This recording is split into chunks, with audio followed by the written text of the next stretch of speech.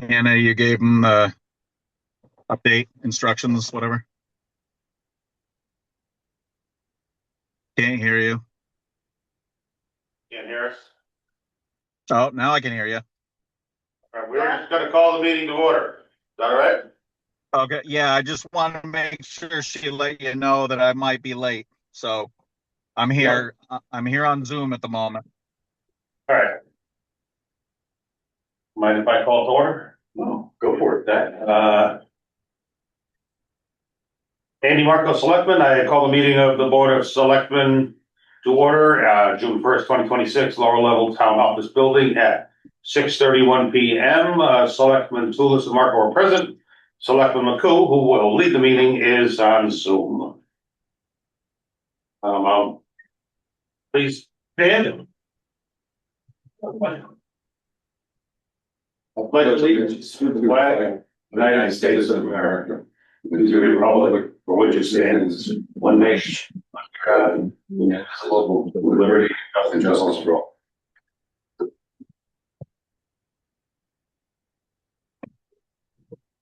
all. Stop that red light, that out and everything. Oh, no. No. Was there a flag outside, Mike? Is there what outside? Okay, approval of minutes. I don't feel right sitting during the pledge or the anthem. All right, No, I agree.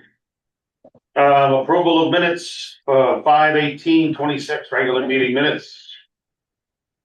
Any amendments, adjustments? I've reviewed them. I have nothing. Yep. Another excellent job of recording. I'll move they be accepted as presented. Second.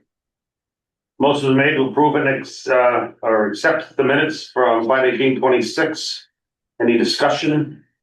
All in favor? Aye. Opposed, abstentions, none, it's unanimous. All right, Present to speak. present to speak. We'll start in the room this time, as there's only one person. Chair recognizes Nick Tella of Myrtle Road. Do you have anything to say, Nick? Oh, wow. Yes, I do. Nick Teller, Myrtle Road. First one, I just want to follow up on any status update on the Willington Hill and Myrtle intersection with the southbound heading north, I don't know, whatever way you want to call it. Well, coming from south to north, being a blind spot there with the wall. If there's any update from Mike, whenever appropriate. And then some concerns of talk in town about this communication from the town to the townspeople, digital backpacks and such like that. It seems like the Board of Selectmen may have had some conversations in that situation going on. I'm not sure which members or who exactly, but I've heard this conversation going on around town. I'm still looking into it. Obviously, you guys are probably going to look into it, and everybody will. But as far as language being used in previous, I think SBCs 3 years ago, it was cautious of like, hey, we have to make sure we stay neutral in our terminology and stuff like that anytime letters go out. And there was definitely some terminology within there, excluding the concern. I don't know exactly about the dates, but language in there talking about like how 50-year-olds were voting and please go out and vote. That language should be more so, from my understanding, like, hey, the vote is said day, we'll just say June 2nd, 2026, that time, and we'll place, right? Instead of please go out and vote and encouragement, stuff like that. Anyways, I have concern of what has happened between the town communications to the townspeople, selected townspeople, and not going out to all people, so. Okay, what's a digital backpack? I'm not familiar. So, I'm not sure if Bill's on or not, but it's basically the schools will send out a email or communications digitally to, my understanding, to parents only. Okay. And it doesn't go out to all No. emails that are in a database. Right, so it's just something that comes, okay, I'm not familiar with that term. Yeah, so not all residents get that communication. It's only, I guess, afforded to parents, so, or guardians of students. Right. Online, is there anyone present to speak? Don't see any hands raised. All right, seeing none. Mike, do you see one? Oh, I'm sorry, no, there's a room. I didn't see. She snuck in when you went. Yeah, Yeah, came in late. I'm sorry, your name and. So Deani Lucian Road. I do just want to explain that this was already addressed by the first selectman. This is a debate that was had on one of the Facebook pages, and there's nothing against the laws or the rights. Yes, there might be some current concerns with some people's way of interpreting what is being said, but all that was posted were facts of what would happen if this vote were to fail and how much the reductions would affect the students. I don't even know if there was please vote yes, none of that. But yeah, it was already discussed, and the first selectman does know about it. Okay. Thank you for that. I will speak about it during first selectman's report. Okay. All right, then, Mike, you want to take over now, or? Sounds like most of these things are. Well, since you're in the room, it's probably easier for you to manage the agenda. I'll just jump in where I'm needed, if that's all right. That's fine. That's fine. Good. Ralph, you want to take on any of these, or you want me to just keep rolling? No, just keep rolling here. Okay. We received a May update from Senator Murphy's office. A lot of it is at sort of the national level of things. Do you feel I should read the whole thing into the minutes, or can I just touch the highlights of things that might affect the town, or? Typically, the reason for logging the correspondence is just sort of a notification. We can make them available if people would like them made available. We could probably find a way to put them somewhere along with on the website or something. But it's basically just verifying that the three selectmen know and the public knows that we have these communications. So, I think your synopsis is good. It was updates. I don't think there was anything directly affecting Willington. I- Go ahead. Go ahead. Then, yeah, so I'm looking at this report, and we'll make it available for anyone that's interested. Some of the things that are directly related at the state level, one of them is that Senator Murphy wants to reduce the number of zip codes in Scotland from 6 to 1, which is probably going to smooth things out there for the mail service. That the U.S. Forest Service cuts at the national level are affecting Connecticut, which is not a surprise. The other one that I found that sort of spoke to me just because of the things we've been talking about, I don't know what these are, but there are 2025 fire grants. Department of Homeland Security released new information regarding fire grants. So maybe there seems to be a little groundswell, just in my most recent observations of what's been happening around me and us, that seems to be a groundswell of interest in public safety and money being made available for that. So I think that works well for Wellington's endeavors at the moment. Yeah, just one comment on that, Andy. Those particular grants were the CDS grants, and those are the ones I had mentioned a few weeks back I attempted to apply for. Yes. But as we worked through the guidance on them, we were not able to fit Willington into certain grants Willington wasn't eligible for, and then other grants Willington didn't have a project that met the guidance, and we tried pretty hard, but we were not able to use any of those CDS grants or safer grants, the FEMA grants. But we're still looking. We're, anything that comes up, we're seeing if we can be eligible for it. And it's good to be made aware of them, even if we poke at it and nothing happens, it's still valuable. There was also, next item on the agenda under correspondence was a CT bridge inspection report. It's relates, there is one relevant Willington item, the South River Road Bridge. We would call, that's the Depot Road. Depot Road Bridge that goes through, goes from Willington to Tolland. Tolland, and there is further correspondence about that, right underneath it, B and C kind of tied together. The Willimantic River Bridge was noted as fair, but one of the interesting things I found is that it talks about bridge scour.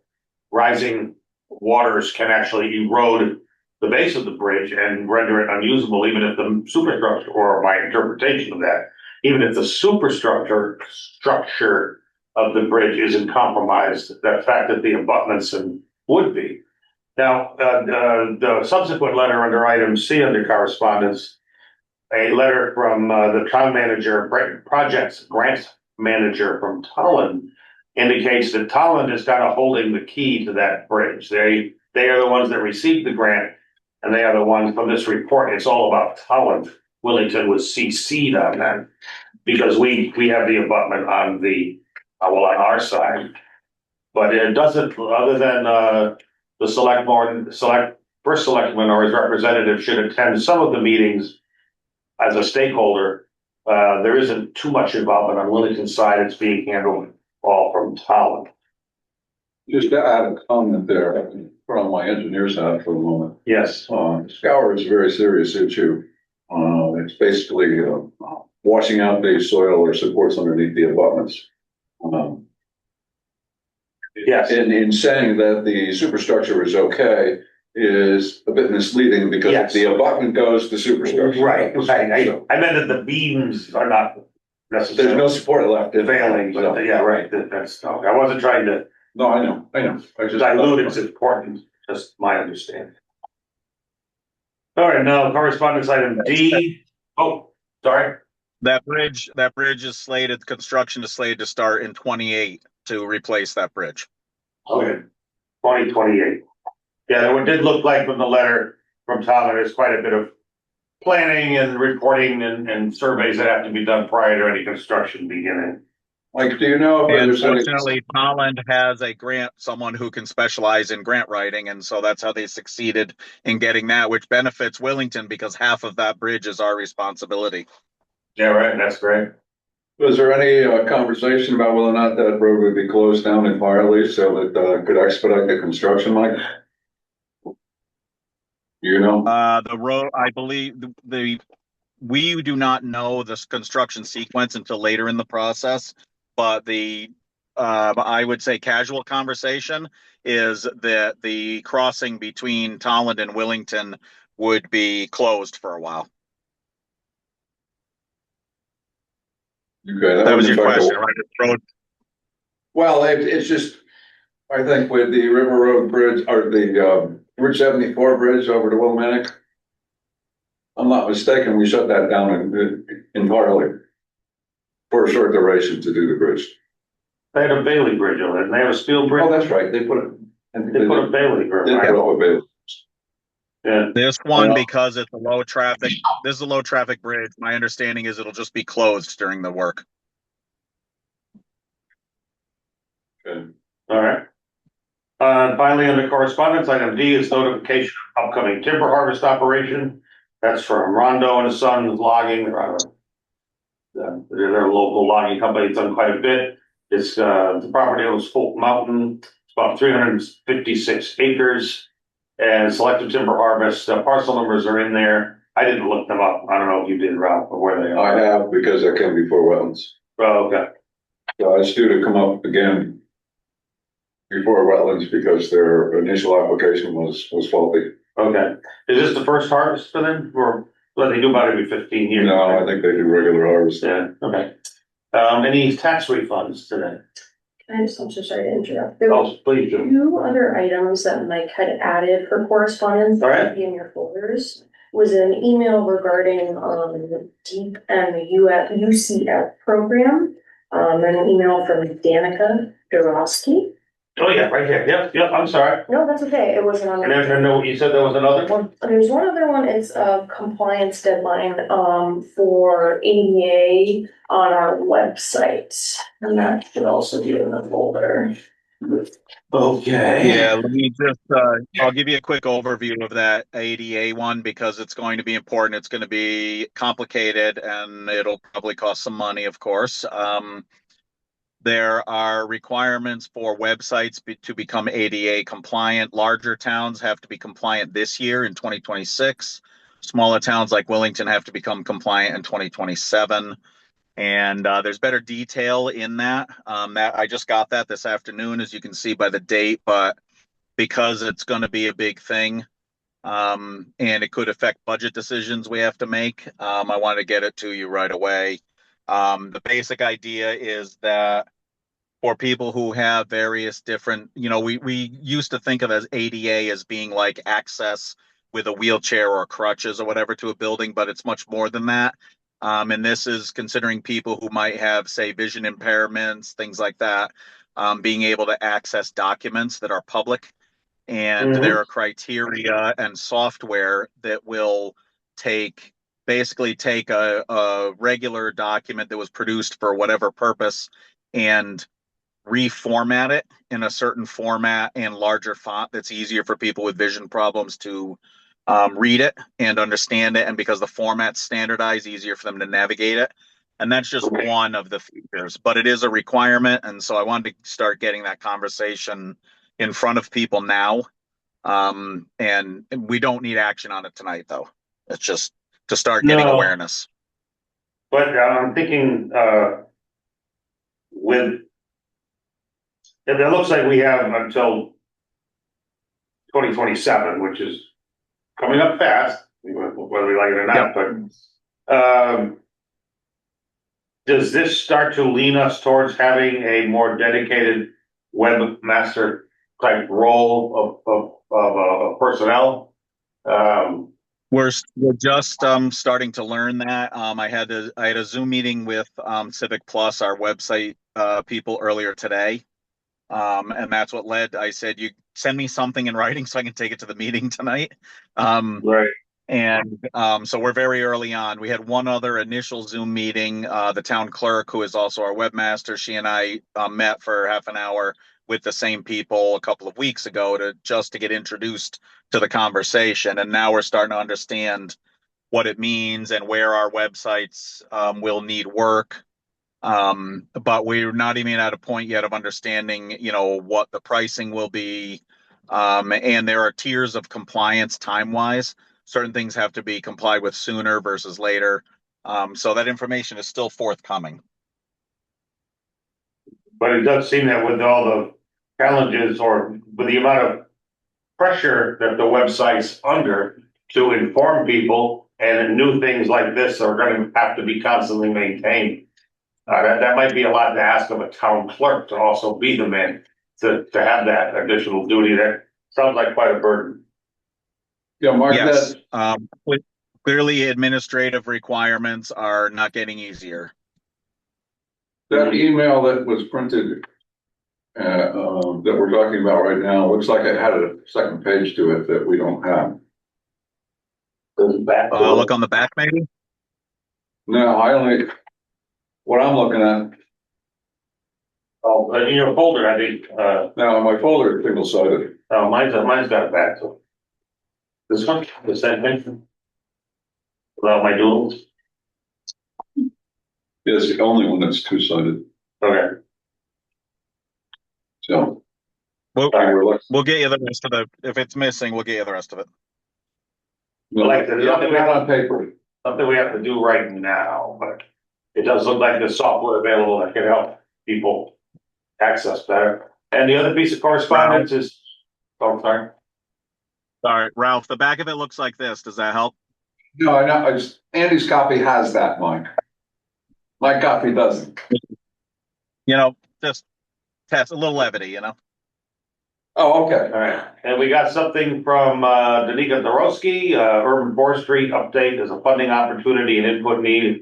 There's an urban forest resilience grant program with support from the USDA Forest Service. Interestingly enough, Senator Murphy was just saying that it's being funded, but with support from the USDA Forest Service, DEEP and Urban Community Forestry Program, we're offering funding to support the removal of dead, declining, or hazardous trees and replanting, to restore tree cover and improve long-term forest health. So it looks like there's awards are available for up to $30,000 to Connecticut municipalities with membership in the Tree Warden Association. I don't know if I'm any longer a member of that, because I don't think I paid my dues this year. I don't think the town is a member of that. I think I was as tree warden, but I paid my own dues, and I don't think I paid them yet. It's good. Statewide tree inventory software, a 5-minute survey. So I'm gonna look into that. And as tree warden, I'm gonna take this role of finding out about these forest resilience grant and tree inventory. And then Mike's gonna send me some other information as well that I think relates to this. So I will report back to that.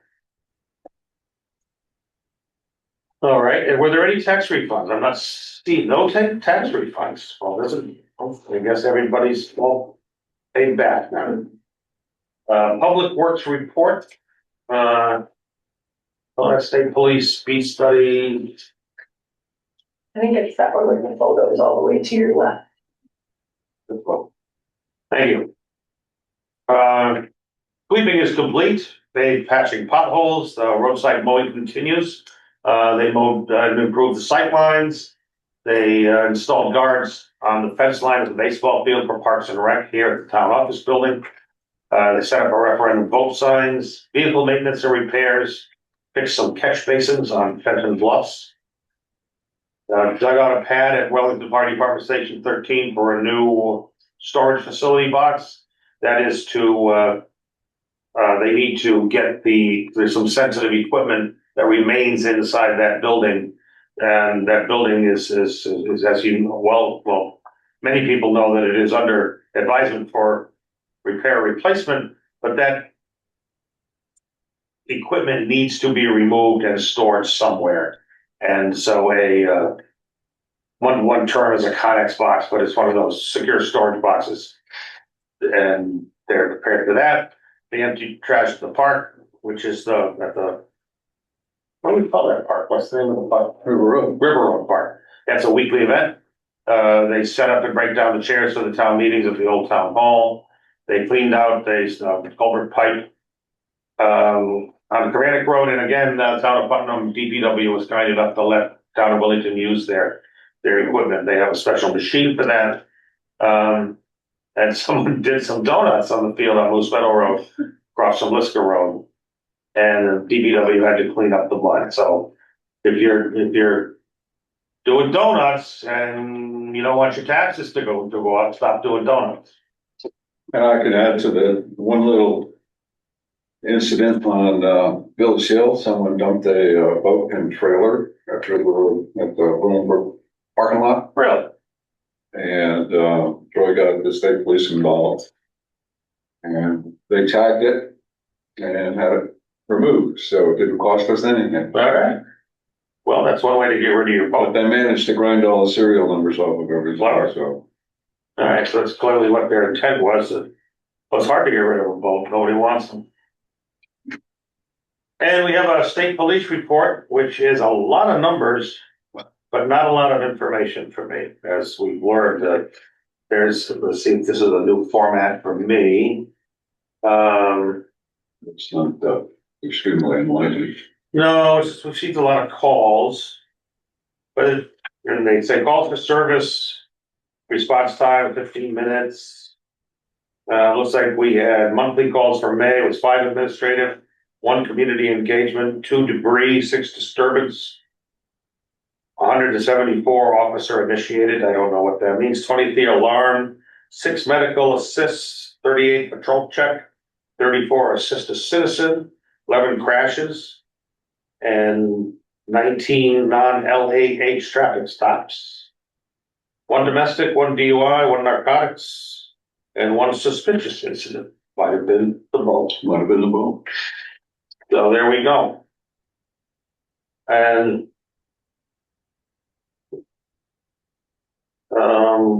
there's a map here. It's kind of interesting. It shows where the service calls are.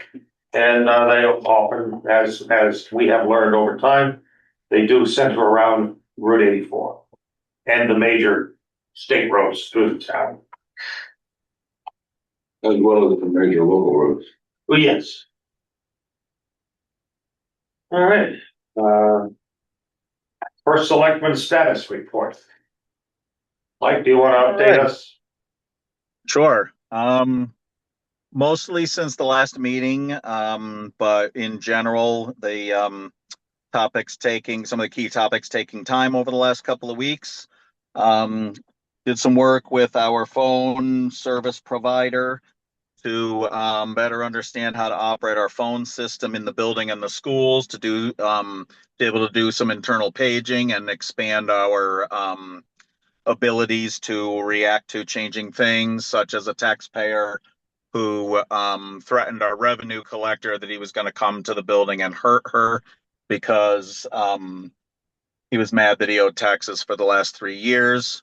And that, of course, necessitated also a phone call to the state police. And that was resolved. They were able to talk to the resident and help the resident understand what options were available for resolution and what options were not acceptable. And I think that issue resolved, but it also reminded us that we had some more, we have some things we can do in the building as far as understanding if we need to be secure and all that. So we're working on some of those projects. Um, Spent a good bit of time working on gathering documents for these various grants we're working on. And pulling those documents together to meet the requirements of the application process. Um, Trying to find time more and more to post items on the town Facebook page as a adjunct to our official means of communication. So when I can get time, we're putting up agendas and videos from meetings. It's not a completely reliable system because it's not because it's not a requirement. Sometimes our time is spent on things that are requirements and we run out of time for that, but we're trying to get that to be more of another way that we're getting communication out. We've heard from a lot of people recently in meetings that, hey, you got to get stuff on Facebook too, because a lot of us get our information that way. Um, so we'll keep trying to make that better and better. A lot of administrative support for various things going on around the building. Spent a good bit of time with trying to resolve how to straighten out the terms for the appointments that are coming up later in the agenda. Making sure we followed the various town ordinances, state laws, and looking back at old appointments to figure out cycle dates. Um, some admin support for school building committee, and as I said, the grant processes, um, and some last, although the session is over in Hartford, there have been still some more communications with Senator Gordon and Representative Nuccio. Um, Particularly, the news is just getting out. We are waiting for the governor to sign it today to officially announce it, but we'll probably put it out tomorrow on Facebook that um, both of those representatives were able to help us get another project from the CIP plan moved off of local budget onto the state. And so it looks like we will be able to get the Liska Road Bridge um, replacement project done a on the state bond commission funding. So that's in the works and took some scrambling to get information when it was needed. A lot of complaints coming in regarding speeding in town. We're going to talk about that more in a minute. Complaints about the logging on Kutchko Road and Losi Road. Some of it, a lot of it being for the new solar project. We've engaged. There's multiple different layers of people involved in that because the solar is a utility and it's approved by the state siting council, which means the town only has certain enforcement and the rest has to be handed over to the state. So some coordination with DEEP and making sure the loggers realize they started their work without their erosion controls, which we're still having trouble getting them to do. But we're working on that anyway. Complaints, a lot of complaints coming in pretty much on the daily about the activity at the old radio tower site on Jared Sparks Road. We're actively working on that as well. We already talked about the website ADA. So let's see. Setting up interviews for the new finance manager to replace Donna, who is officially retired now. And so interviews are coming up very soon, and we'll hopefully have announcements pretty quickly on that. The sight line that Nick brought up previously, when back in the meeting where Nick originally brought this up, I gave out my email address and asked him to email details. That didn't happen, but I still, the day or so after, I did um, look at the site. I'm required by the DOT rules to review the site first and essentially write a memo to the state as the me being what they call the local traffic authority. So I had to go look at it, and I agreed with what Nick said that the sight line presents challenges looking southbound from Myrtle on Willington Hill Road. So I waited a couple days. When I didn't get the email, I figured I knew what he was talking about anyway. So I made the referral to the state later that week, and I did get a letter back from state DOT saying that they have assigned an engineer from their I don't know, rights of way and sight lines department or something to that effect, and they are going to review it and get back to me. The animal control, we've been talking. What? Go ahead. Does that go through District One, or are you dealing with DOT's headquarters? Headquarters. Okay. Yeah, it's not. It's through headquarters. So yeah, there's a very specific person or group, whatever, that I have to report those to. Um, so that's how their process works. But I did follow their process. So um, on the we've been talking for I don't know, a year or two now about the multi-town combined animal control officer plan. And as I've mentioned throughout the budget season, I've been pushing on the people involved saying we've got to know what's going on. We're coming to a new fiscal year. We have budget to consider. And all we were able to do was keep the same budget as a placeholder because we didn't have numbers. I have been assured that our meeting this coming Wednesday, we will finally have draft numbers. And I think that's really valuable because knowing what our actual animal control budget should be for the coming year may show us an opportunity for the selectmen to trim some of the budget that we still have to trim in the general government. But we just haven't known about this until we can see the numbers. So as soon as I see the numbers Wednesday, we'll know more. On the issue about digital backpack. Before we get that, Mike, before we get off Yep, the go ahead. animal control, refresh my Yeah. memory. We have an animal control officer that is a town of Wellington employee with their own vehicle. But they use the town of Stafford's facilities. And do they? Technically, that is true. We have a part-time ACO who also works for other towns, but is Oh, part-time employed by us. that's right, And that's right. they have not been using the vehicle lately because it's harder for them to switch back and forth between vehicles. So they sometimes will come to Willington in a Stafford vehicle if they're already working for Stafford or if they just got off shift or whatever. It's a little fluid right now, which is why getting it actually formalized as a joint thing makes sense because then the person can move from town to town, more legitimately. So we're waiting for this to get to a point where we can actually sign the MOU, and that will define all of this stuff properly. And then I can answer that question more exactly. But that's the current. They're still our employee part-time. Okay, cool. Thank you. Yep. So on the digital backpack issue, the selectman's office has not received any official communication about that. I was contacted over the weekend privately by an individual from town who said, "Hey, just want to let you know, I think there might be a violation. I've filed a complaint with the State Elections Enforcement Commission. What do you know about it?" I said, "Well, I didn't know anything about it until you called me." Um, and the person said to me that it came out in the digital backpack on the 15th. And I said, well, okay, I'm looking at the town's website right now. And the town's website says that the town meeting was on the 18th. And that was when the date was set for the referendum. So my understanding is that's when the blackout period starts, but I don't have any way to research it. I'm not at work. This is not official. We'll just let your complaint to the SEC will go its normal course. That's what we have those processes for. And if you want to call me during the week at the office, we'll see what else we can find out.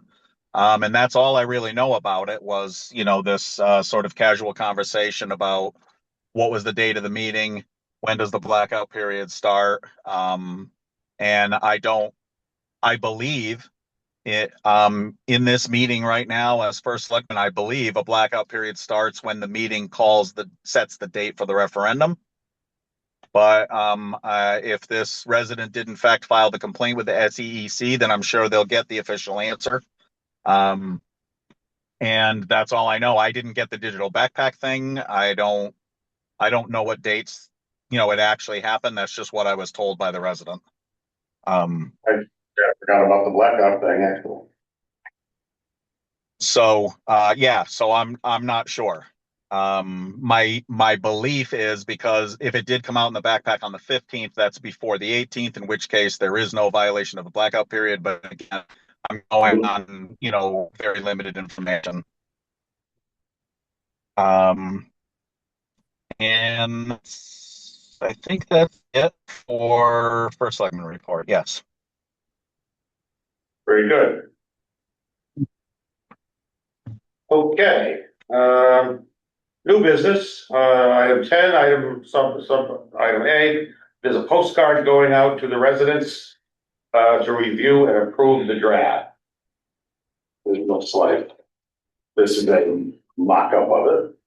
So just one note on that. As time has gone on and we've been trying to get through all the different things we get through, some things come and go from that draft because their date comes and passes. We originally wanted to get it out before the Fitch study thing, so it could be another way to tell people about the Fitch study, meeting on the 27th. But basically, if you guys could look at it tonight and give some input, Hannah and I will try to finish it up in the next few days and just make sure we've got everything that might be important on it. And get it out there.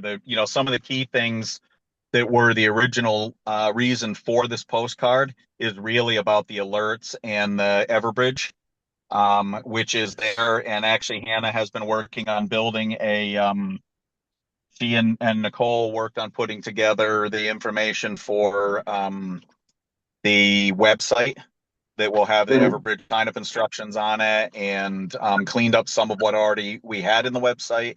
So that's one of the things that I think will be a primary purpose of that postcard, is getting everyone's mailbox saying, this is how you get signed up for alerts, this is how you find this information.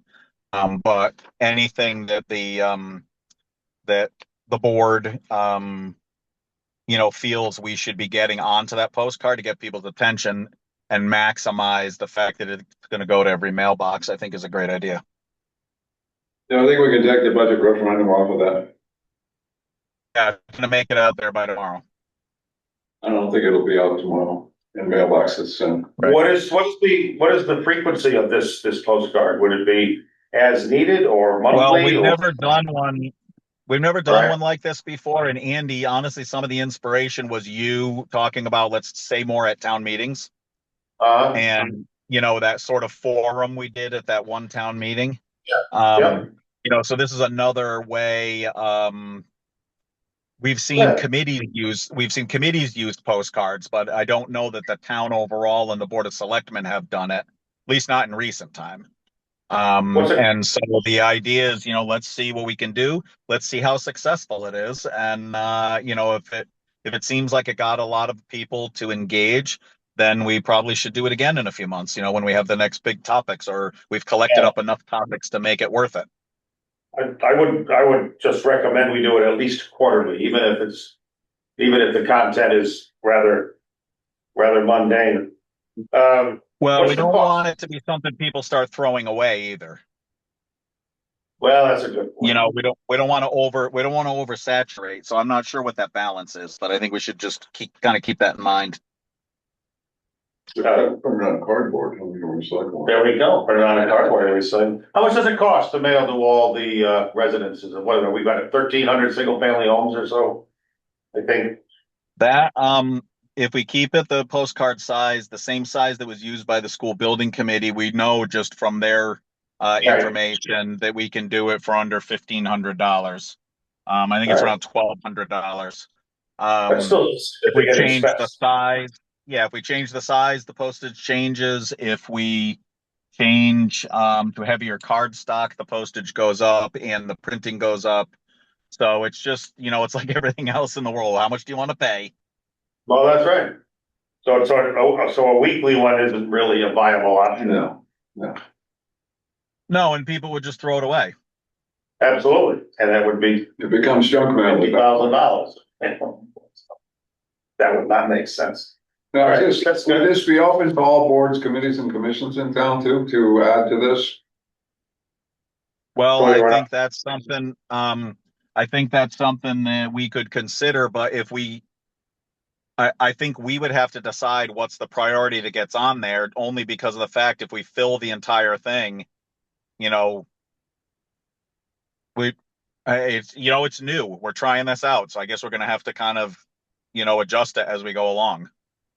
Well, I'm thinking things that don't have legal notice requirements. Like if there's a public hearing for planning and zoning, they're gonna have to provide, necessary notice for that. I don't know that that's as pertinent as other topics from other committees, like the fire department building committee. I mean, Right, there's all kinds of things. the public abreast of where that Yeah. is situated. Yeah, just keep in mind, we also have the Willington Wire that goes out quarterly. So that's already happening. So we could get quarterly updates in the Willington Wire. And, if this is going to be a regular thing like quarterly, it's administrative time to do it. It's the chasing back and forth with the committees. I think, we have to consider carefully how big we want to make it and if we can support that. Well, I think the committee. If we have the money for it. Understood. But I think some of the committees or boards should be submitting items of interest for consideration.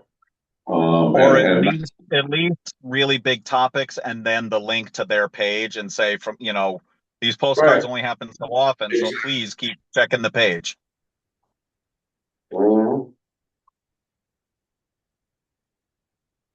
All right, are we exhausted that subject?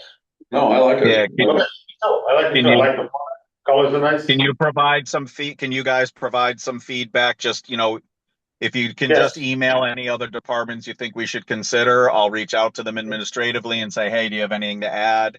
Or if you have a topic you think should be on it, get it to me and Hannah so we can fill up the space. Yep. Very good.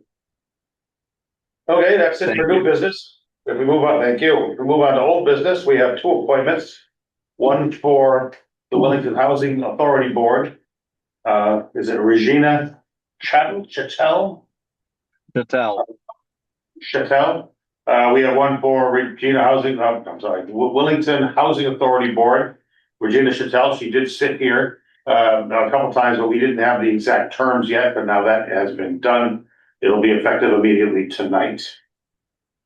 So I move that we appoint Regina Chattel to the Wellington Housing Authority Board, effective immediately, June 1st, 2026, expiring August 1st, 2031. Oh, second. Motion, Ralph got in first. So that's fine. Any discussion? We did meet her and she spoke. Got a couple conversations with her since. Good, okay. And just to verify, gentlemen, after all that research, this is the proper term.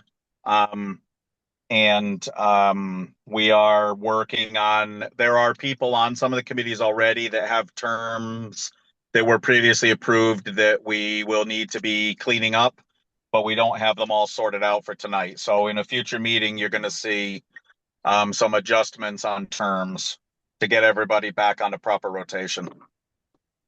Hey, Mike, just a terminology question for you.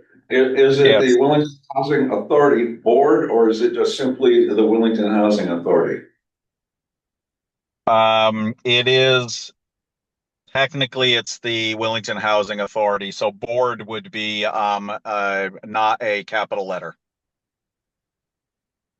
Okay, It is the yeah. Housing Authority, which is a board, but it is a board in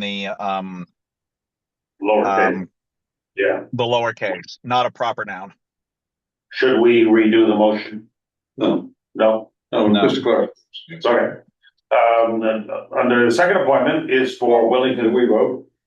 Oh, did we vote? I'm Oh. sorry. We did not. Let's vote. Sorry, wait, still just for clarification, it's the Wellington, Regina Chattel will be appointed to the Wellington Housing Authority effective immediately June 1, 2026, expiring August 1st, 2031. Right. No further discussion. All in favor? Aye. Opposed, abstentions? I gotta pause a bit. Mike has to hear it. I said aye.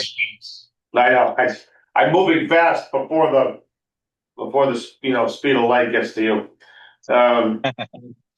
Second appointment will be for Wellington Parks and Recreation Commission.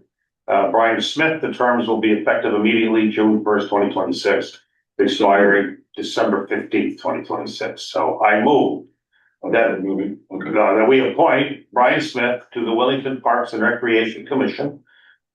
Term effective immediately June 1st, 2026, expiring December 15th, 2026. Second.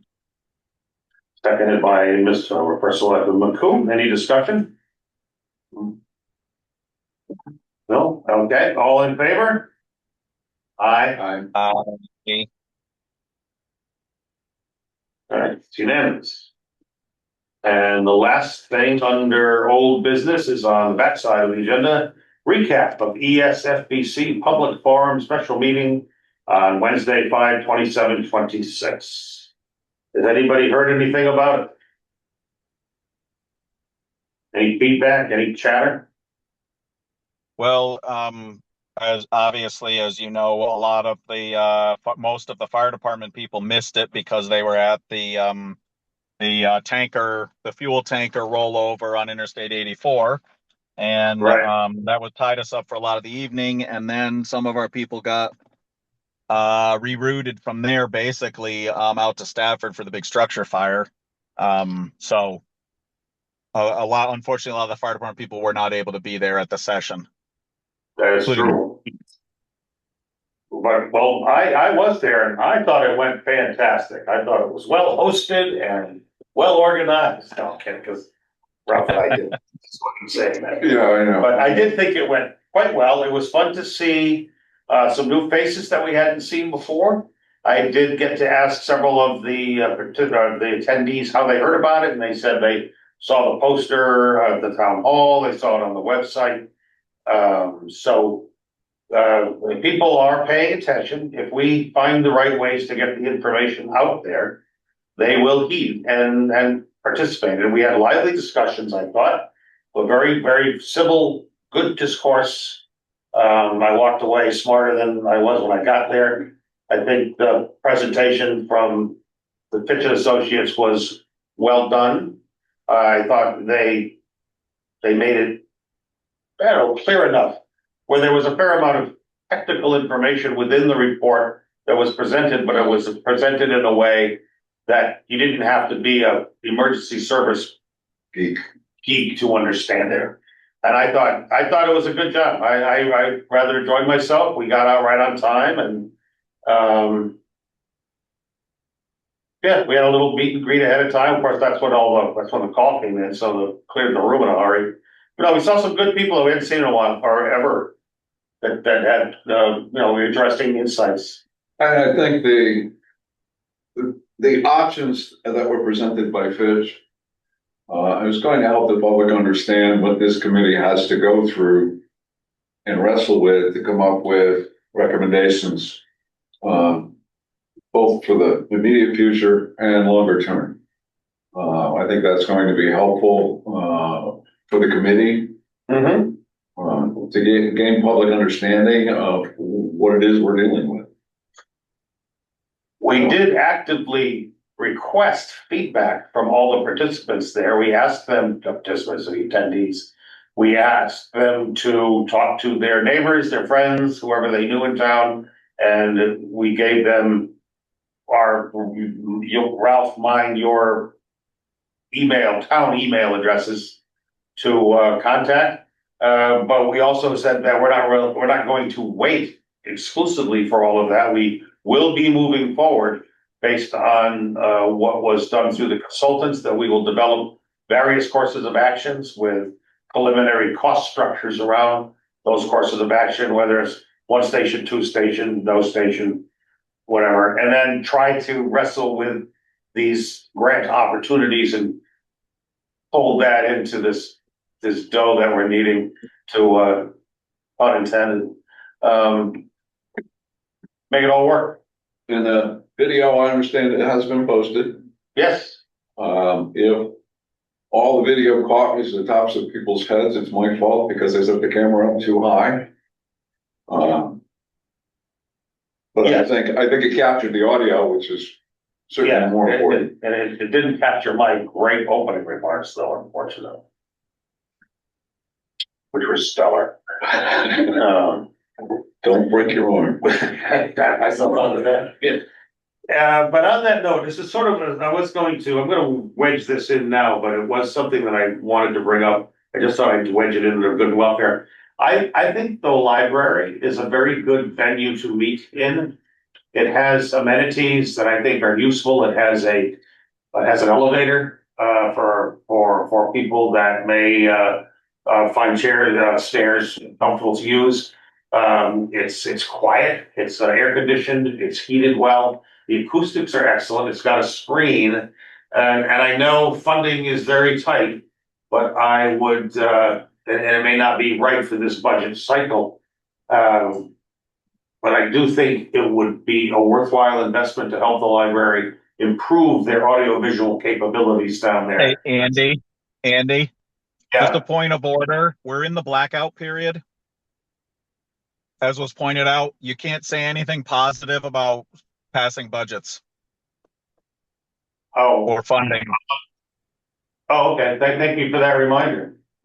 Yeah, I don't think Andy was too far out of line. He was not necessarily talking about this budget. I wasn't. I was just saying sometime I think Listen, we don't need to spend a lot of time debating semantics. We already were warned by people present to speak that they're aware of following the rules. I'm just saying we have to err on the side of caution. That's all. All right, fair enough. I won't say anymore. Good and welfare. Budget referendum is tomorrow, 6/2/26, from 6 a.m. to 8 p.m. on main level in town office building. The Conservation Commission is a practical info for woodland owners in the Natchog watershed, which is us. The workshop is 6/3/26, which is Wednesday, from 6:30 to 8:30 p.m. at UConn campus and virtual. And there will be a field tour on 6/6/26 from 9 to 12 in Mansfield Center. So that is available online, or the information available online.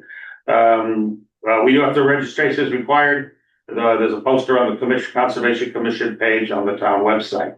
And we want to give our regards and best wishes to the local member of the Wellington Hill Fire Department, or who's deploying overseas as a military policeman. And that brings us to present to speak. I see some. We have Hannah, we had a couple other good and welfares, right? The Wreaths Across America. Yeah, there's one other thing, the Wreaths Across America, that should be Reach Across America. Let me look.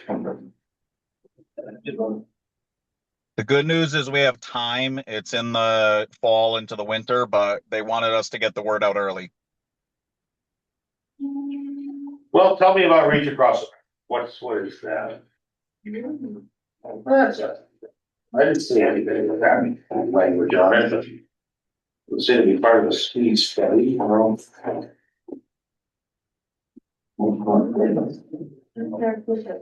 you go. Reach Across America. Okay, join veterans. It's about it's December 9. Wreaths. I'm sorry, they're saying Reach. Wreaths Across America with a WR. Veterans graves wreaths are placed in December The forms can be done and paid for now. Forms are, they're outside, outside Hannah's office, outside the first selectman's office, at the two glass windows. It's a $17 charge.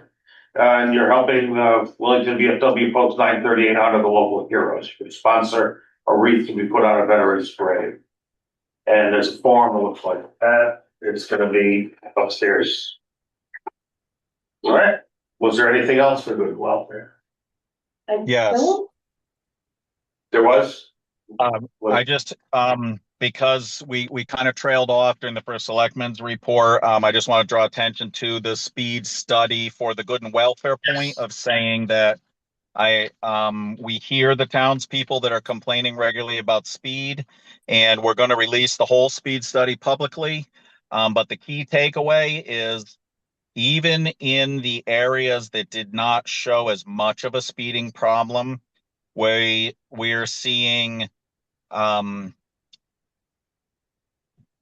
perhaps 40% of the vehicles are speeding.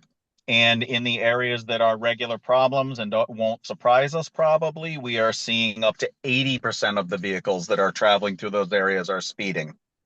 We'll get the report out so we can look at it. In good and welfare, I don't want to go into the details. I just want to point out that to the people who are calling and emailing and texting about speeding, we hear you.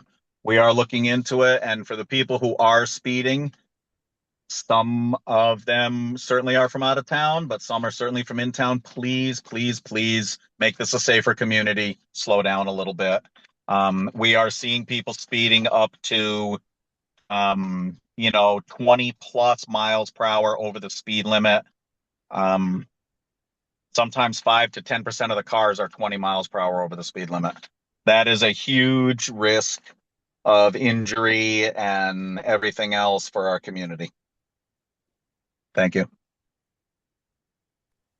Right. Yeah, Ruby Road is obnoxious as far as the number over. Wow, it's amazing. Right, excitable events, 19,000. And this, you said the speed study will be on the website. We'll put the whole thing out. Yeah, this is just the summary. We'll put the whole thing out in the next couple of days. Excellent, cool, very good. Okay, that brings us to present to speak again. Well, I started in the room first time. This time we'll go online. I see Peter Latentious. I see your hand up. Yes, indeed. Good evening, Peter Latentious, 97 Trask Road. I also want to heap praise on Andy and Ralph for an outstanding presentation of the Fire Building Committee report. It was well done. The consultant was able to present his findings. We had good feedback from the community with the consultant and vice versa. There was a good cross-section of the community there. It was a good example of how a building committee should function. I thank you very much. You're welcome. You're welcome, and thank you, Peter. Is there anyone else online? I don't see any other hands up online. The chair recognizes Nick Tell of Myrtle Road. Nick Tell of Myrtle Road. First, I'm going to start off with a thank you to Mike for looking into the Myrtle Road issue, especially since I failed to send him an email. So I appreciate it. In regards to the Board of Education communication that was sent out on May 14th to a selected group of people while a budget referendum was pending, I have concerns about whether the message stayed within bounds of neutral information required under Connecticut law. The referendum was already pending as of May 13th when the Board of Selectmen acted to move the budget forward.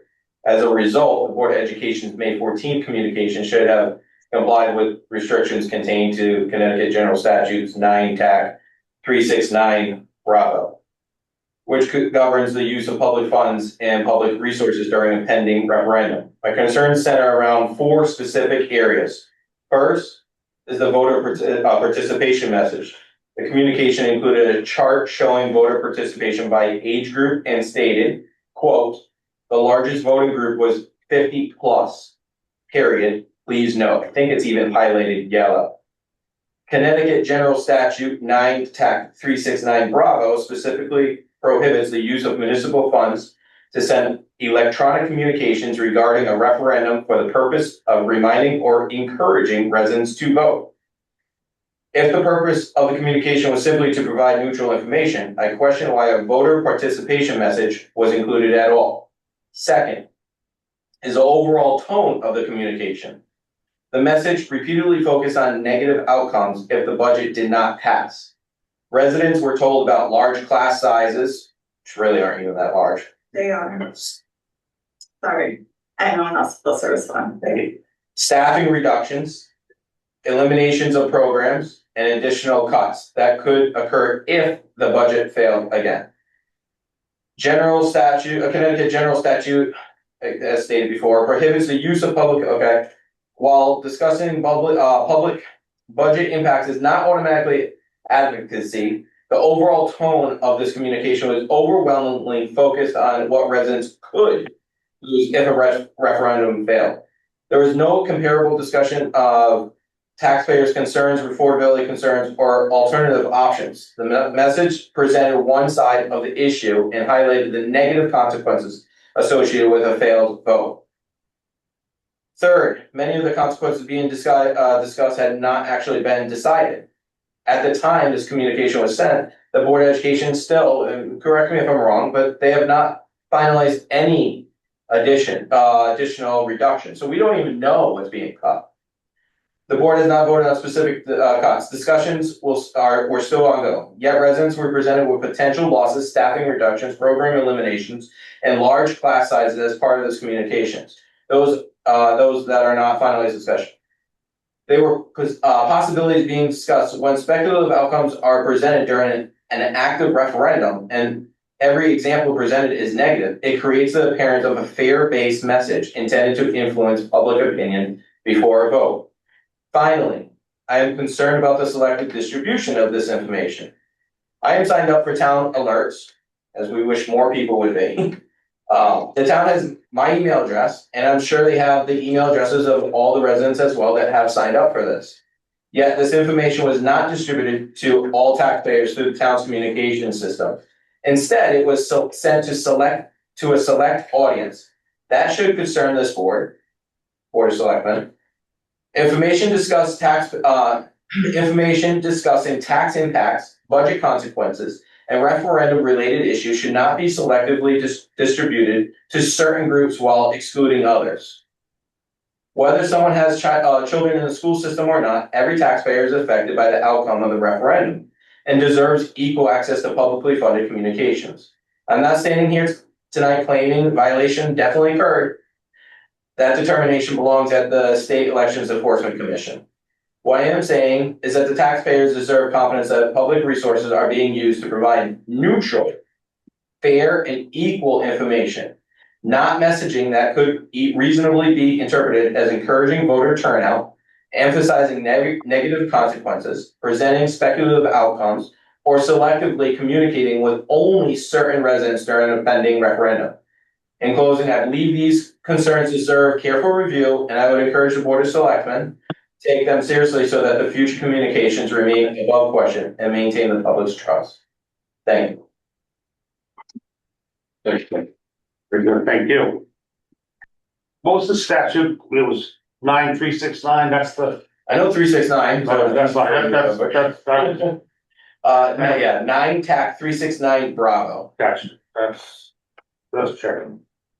Okay, anybody else for present to speak? Well, that brings us to adjournment. So moved. Motion's been made. Second. All right, motion's made and seconded. All in favor? Aye. Motion meeting adjourned. Hey, Thank you. thank you guys. Sorry I wasn't in person. We'll forgive you this time. Work-life balance. Sorry.